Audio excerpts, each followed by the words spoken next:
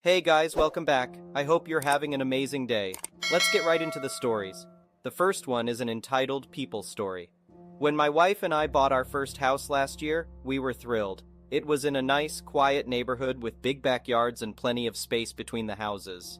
Our backyard butted up against our neighbor Judith's, with just a chain link fence dividing our properties. Judith seemed friendly enough when we first moved in. She'd wave when we saw her outside, and even brought over a homemade casserole to welcome us. But it didn't take long for her true colors to show. The first sign of trouble came a few months after we moved in. I was doing some gardening in the backyard when I noticed Judith standing at the fence, scowling at me. When I said hello, she snapped, "You're planting too close to my yard." I looked down. My tomatoes were still several feet from the fence. "No, I'm well within my property line," I said politely. Judith grunted and stomped off. Strange, I thought. A couple weeks later, I came home to find Judith in my backyard, measuring the fence with a tape measure. "Oh, hello," I said, startled. "Did you need something?" "Just checking this fence," Judith muttered, not meeting my eyes. "It's not quite right." I assured her the fence was exactly on the property line, then not so gently steered her back to her own yard.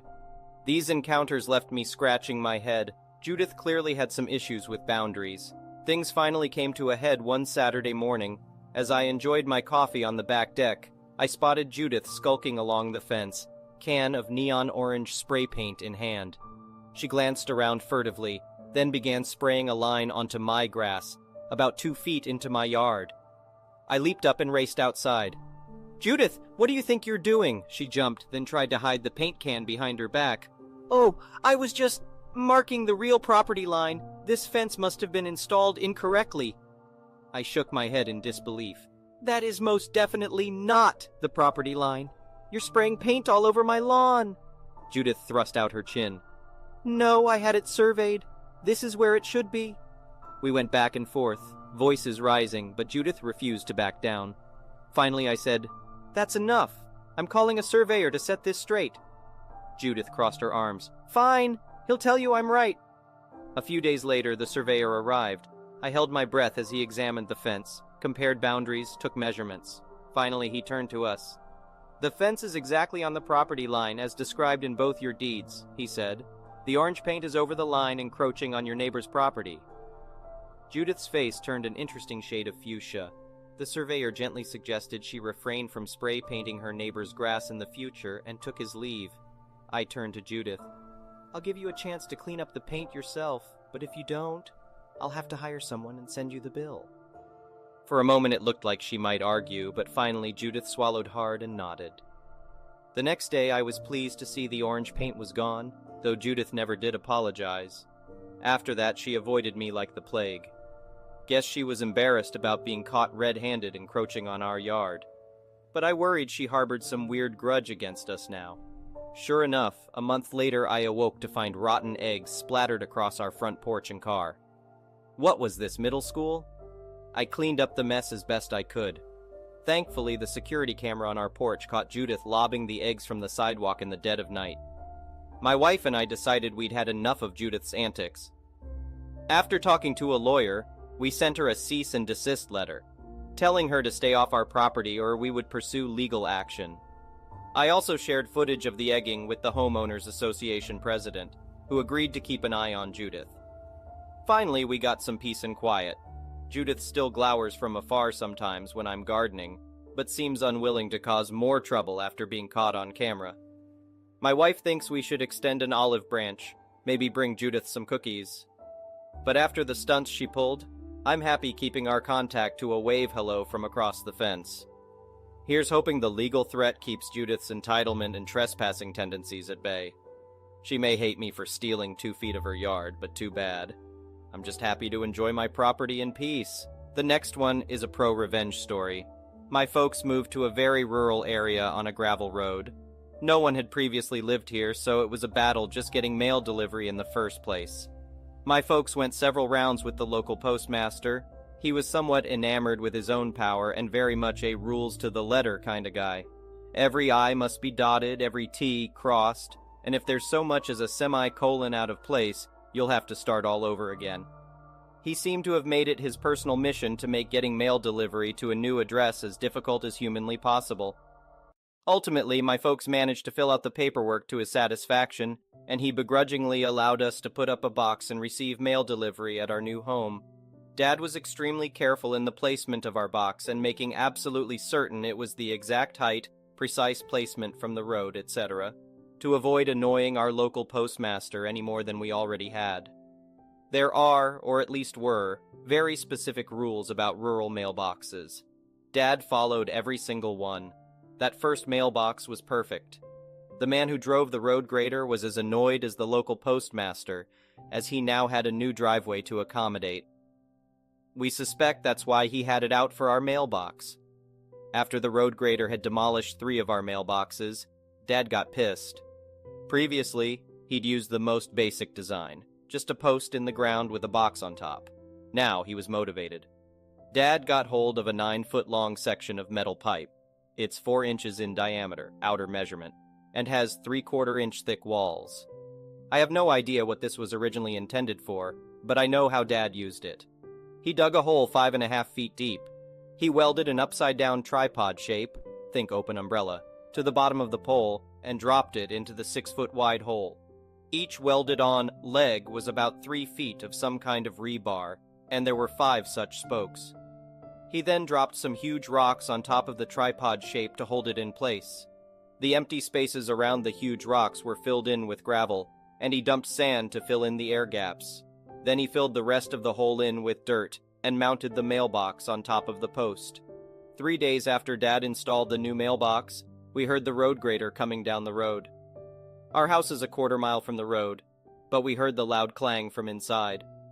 We also heard the cursing and swearing from inside. No one went down to look until they heard the road grader drive away. When they did, the box itself was slightly dented on one side, but it was still firmly upright and functional. 3 weeks later, we received a bill from the township for a bent grader blade. It was accompanied by a letter informing us that we had caused damage to city property because our mailbox was installed incorrectly. It would need to be moved, and we were liable for a bill of a couple of $1,000s worth of repairs.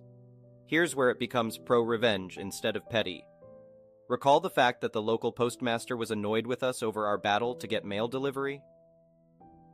Mom had made a point of each time we reinstalled the mailbox, taking photographs down to the post office, and having the local postmaster sign off approval of the height, placement, etc. She'd done the same with Dad's superpost and had documented signed approval of the box dated the day before the road grader had bent his blade trying to demolish the box. She submitted copies of the invoice for the grader blade, and the letter stating that the damage was our fault because our mailbox was incorrectly placed, to the post office. She also submitted copies of the official post office approval of the box to the township. The jerk of a postmaster was also quite prideful, and became furious that his authority was being called into question by some podunk township. As far as he was concerned, the township wasn't questioning my parents. They were stating that his judgment was wrong. I don't know what went down between the postmaster and the township, but we received a second letter from the post office reiterating their approval of our mailbox. We also got a formal apology from the township and noticed that the road grader's contract had been terminated because he'd lied about damage to city property. It was worded with a tone that said, "Please don't sue us because a contracted employee damaged your property." For the record, that post Dad installed nearly 40 years ago is still standing. We've replaced the box on top many times. That post, however, has now wrecked 2 cars and a truck in addition to that long-ago road grader. The next one is a petty revenge story. I live on a street where some houses have driveways, but some of us don't, and we have to park in the street. We had just enough room to park our 2 vehicles in front of our house. A new neighbor moved in across the street. I'll call her Brittany. Brittany had a tiny Prius and parked in front of our house a lot. She didn't have a driveway. The space in front of her house was almost always empty when this happened. At the time, I had a toddler and a newborn, and getting them into the house was a pain when I had to circle the block and park on the other side of the street, hauling the car seat in one hand while juggling a diaper bag, groceries, and a toddler that hadn't developed a sense of self-preservation yet.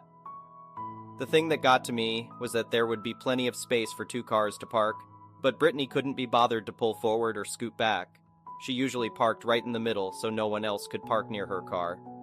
One day I had had enough. I hauled the baby, the stuff, and the toddler up to her porch and knocked politely on her door. Me? Hey, I live across the street. I was just wondering if you could park in front of your house instead of mine, please. Brittany. That's like really inconvenient for me to drive around the whole block just to park. Me. I know, but as you can see, gesturing to the circus at my feet, I have my hands full. It makes it harder when you park in front of my house. Can you please try parking in front of yours instead? Brittany. Look, I'll just park where I want. There's no assigned spaces. Door slam. Oh, it was on. I wasn't sure what my revenge would be, but I knew it would be coming. The opportunity came a couple of days later. I came home and my spouse was already parked in front of her car.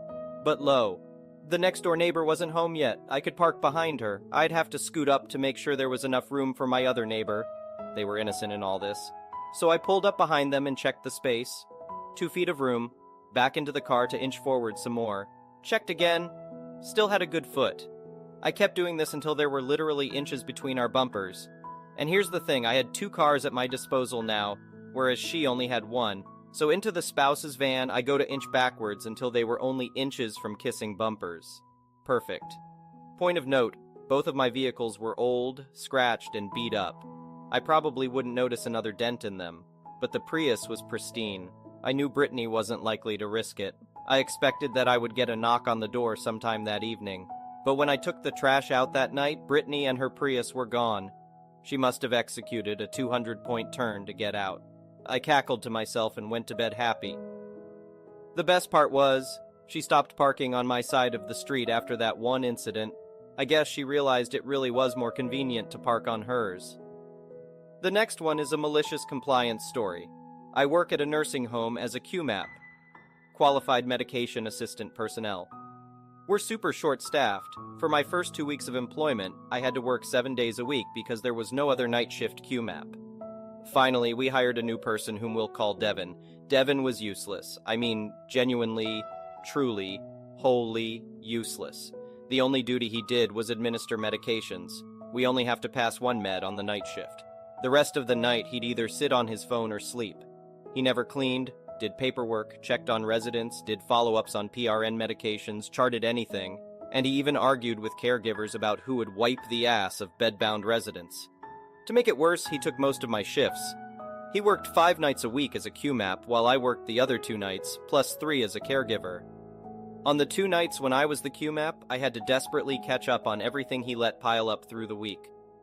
What normally took maybe 3 hours of work per night suddenly took almost my entire shift. I tried to talk to him multiple times about his lack of work, but it was like talking to a wall. I'd spend 15 minutes begging him to, at the very least, clean the kitchen so we don't get ants or mice, and he'd just nod and say, "Yeah, I get it," in the most monotone voice. Admittedly, I wound up blowing up at him twice, but I feel like it was deserved because he wasn't caring for the residents and he was dead-ass lying to my face about his work. Everyone, including my boss, knew he was completely useless, but we didn't have enough staff members to fire him. One Saturday, when it was only me as a caregiver and Devin as the QMAP, I'd been called in earlier to work a double shift because we're short-staffed. 30 minutes before shift change, I got a call from my boss saying that Devin quit on the spot. To my understanding, the interaction went as follows. Devin: I'm changing my schedule to only working 3 days. Boss: you can't just change your schedule without talking to us. Devin: then this was my last shift, I quit. So all of a sudden I was left as the only staff member on shift. I had to do the equivalent of 3 people's jobs. Normally there are 2 caregivers, but like I said, we're short-staffed. Not to mention, I'd already worked 8 hours on the evening shift. It was a long, exhausting night, and I'm pretty sure I only got everything done thanks to a multi-hour long adrenaline rush and spite. And I didn't get a break after that because I was once again faced with the fact that I was the only night QMAP, so I'd have to work every night until we found someone else. However, after a few nights of consistent work, I remembered how easy work is when you don't have a mountain of crap to get done. Cut to 5 days ago and I'm having a medical emergency. Without going into too much detail, I have a PEG tube and it has been persistently infected and it's gotten worse. I wound up in the hospital and my boss had to cover me that night. I came back in the night after, despite feeling like a complete ass. Once I got on the shift, my boss called me with some news. Devin texted her asking for his job back. Turns out he quit without backup income and was facing the consequences of his actions. My boss asked me if I wanted to let him come back since I was sick and still the only night Q map. I weighed my choices and came to the conclusion that, despite feeling like crap and being forced to work every night, it was still less exhausting and strenuous than trying to pick up after Devin. It was a final beautiful petty moment of revenge for the hours of stress and strain he put me through. I got to put the nail in his coffin. The idiot clearly didn't want to work, and in no uncertain terms, he had told our boss that Saturday had been his last day. Who was I to say otherwise? The next one is an entitled people story. I work at a buy-sell-trade toy store that has both new and used toys. We also have a build station where kids can build minifigures. The store is located in a mall, so a woman and her 5 or so kids, didn't count, came in on a Sunday wanting to make their own minifigures and look around the store. My co-worker and I were more than happy to help them, and they all went to build their figures. We waited patiently, and then, about 10 minutes before closing time, we let them know that they had 10 minutes before we had to start closing procedures. Side note, there's 1 day a week when this mall closes early, which means the store closes early as well. They all said that was great, and my coworker and I went ahead and started cleaning up other areas of the store. After 10 minutes, we informed them that we would have to start closing down the store, and we could start ringing them up if they wanted. The woman started to get extremely huffy and asked us why we were rushing them. I explained that our store wasn't allowed to be open longer than the mall was, and that all store employees were supposed to be out at most an hour after closing. We told her she could let her kids finish their figures, and that we would give her 10 minutes to do so. When the 10 minutes were up, I went over to let her know. We had another conversation about why she couldn't stay longer, which turned into a 5-minute argument where I was trying to stay calm and she was getting more and more aggressive. I told her she could either check out now or we would have to close. She got extremely angry and had all of her children put all their items into the minifigure making area and they stormed out. We ended up staying another 20 minutes to clean up after them and finish procedures. The next day, my manager showed me the review she left. Here's what it said, paraphrased. Went in with my kids, unaware they closed early. They had a minifigure table, so I let my kids build some. They didn't let us finish or pay. Instead, they kicked us out and made us take apart our figures. The kids were super sad because we drove out of town to make them. I am extremely unhappy with the rude employees. My coworker and I explained what happened. My manager watched the footage and we did not get in trouble. The next one is an entitled parent story. I, minor, am currently seated on the toilet, writing this in incredible pain. Last night I was rushed to the ER due to severe stomach pain. I returned with violent diarrhea, and I ended up vomiting blood all over my floor. My mom insists she cannot handle it and that I should, despite the fact that I'm experiencing bloody bowel movements. For over a year, she has been informed multiple times about my need to see a gastrointestinal specialist due to chronic symptoms. Yet she refuses to take me. She believes I am responsible for my condition, even though I'm putting forth my best effort to care for myself while dealing with severe mental illness. Her interpretation of my need for a specialist feels like a "you were wrong and I was right" situation for her. She claims that eating better would solve everything, despite knowing I'm in recovery from an eating disorder and had pre-existing serious stomach problems. Last night I vomited blood and bile onto my bedroom floor. I'm uncertain how to clean it given that the smell might trigger more vomiting. It's a legitimate biohazard, but she's prohibited me from cleaning it, citing her reluctance to instruct me and promising to handle it herself.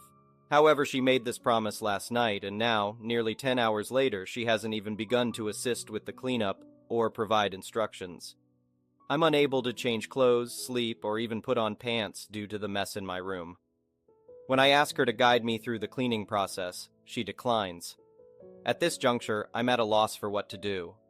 The pain in my stomach has reached a point where it occasionally causes temporary limb paralysis and unconsciousness. Regardless of how severe the situation becomes, she consistently denies the possibility of my having health issues because I'm young. Ironically, she readily visits doctors for minor headaches, yet she disregards repeated referrals from medical professionals to take her own child to a doctor. I fear for my life as the pain intensifies each day, and my ability to digest food has drastically diminished. Even drinking water poses a risk of rejection by my body. The next one is an entitled parent story. I can't actually believe this conversation just happened. The sheer entitlement and ridiculousness of it has made me laugh, but it also left me speechless. I ordered a mug from Amazon as a gift for my best mate. The mug had the word idiot on it, with the C as the handle. It's a cute mug and I would recommend it. Anyway, there is a house on the street next to mine that has a very similar address to mine, and I will often get their post, and they sometimes get mine.